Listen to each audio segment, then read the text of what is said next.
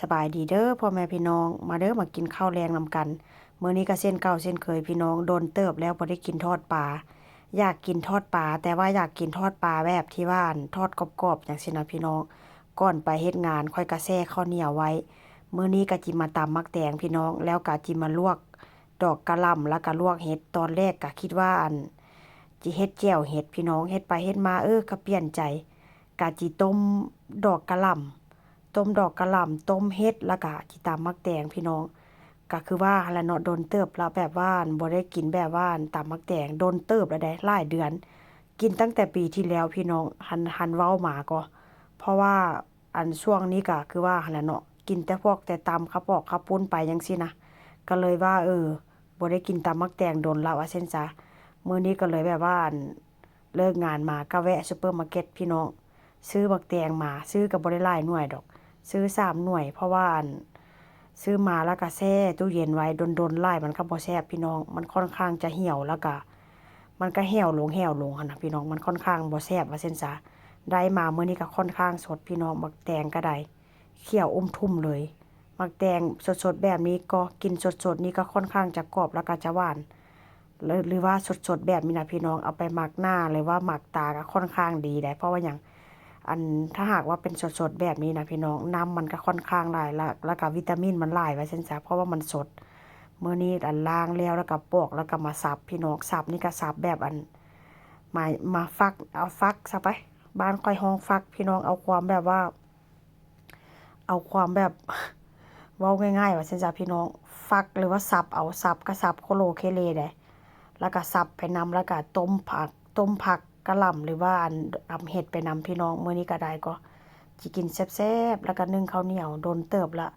แล้วก็ดอกกะหล่ำนี่ก็ซื้อมาหลายมื้อแล้วล่ะพี่น้องหันบ่กินมันก็สิเน่าว่าซั่นจ้ะผัวซื้อมาให้เด้สั่งผัวซื้อมาให้ผัวก็มีแต่จมสั่งค่อยซื้อมาให้แต่ว่าก็คือว่าหั่นล่ะโดนๆเจ้าจังเฮ็ดกินเทื่อนึงถ้าให้มันเหี่ยวมันแห้งก่อนจะค่อยเฮ็ดกินว่าเสร็จก็บ่แม่นว่าบ่อยากเฮ็ดดอกพี่น้องมันบ่มีเวลาว่าซั่นจ้ะ หลังจากต้มผักต้มเห็ดแล้วเรียบร้อยพี่น้องก็จะมาทอดปลานี่ก็ค่อนข้างจะโตใหญ่เนาะแต่ว่าก็จะทอดครึ่งนึง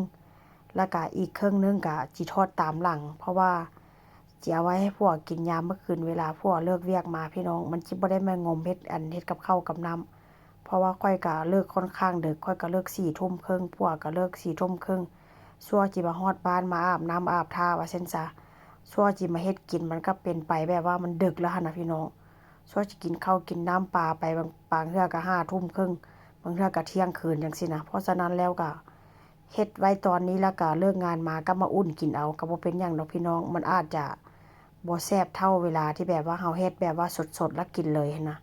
เอาความสะดวกว่าซั่นจ้ะพี่น้องเพราะว่าซั่วจิมาอาบน้ำซั่วจิมากินข้าวกินน้ำมันก็ค่อนข้างดึกซั่วจิเข้าบ่อนนอนมันก็ดึกหั้นน่ะพี่น้องก็เลยเฮ็ดแบบว่าเฮ็ดแล้วใส่แช่ตู้เย็นไว้แล้วก็อยากกินยามใดก็เอาออกมากินมาอุ่นกินว่าซั่นซะทอดปลามื้อนี้ก็ค่อนข้างแบบว่าจะทอดแบบสุกแล้วก็กรอบอ้าวหลายเด้พี่น้องเพราะว่าเฮ็ดให้ตัวเองหลังจากทอดปลาแล้วก็จิมาตำมักแตงมื้อนี้ก็สิใส่แบบเผ็ดดิบพี่น้องก็บ่ใส่หลายหน่วยได้ใส่แค่4เม็ดหรือว่า4หน่วยบักเผ็ดก็ได้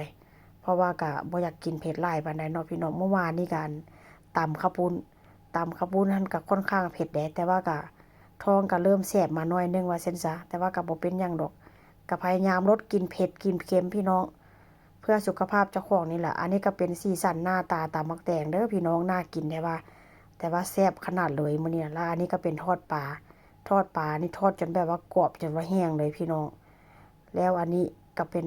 ต้มดอกกะหล่ำแล้วก็เป็นต้มเห็ดนี่ค่อยบ่ฮู้เขาเจ้าฮ้องเห็ดหยังพี่น้องเห็ดนางลมหรือว่าเห็ดนางฟ้าฮึ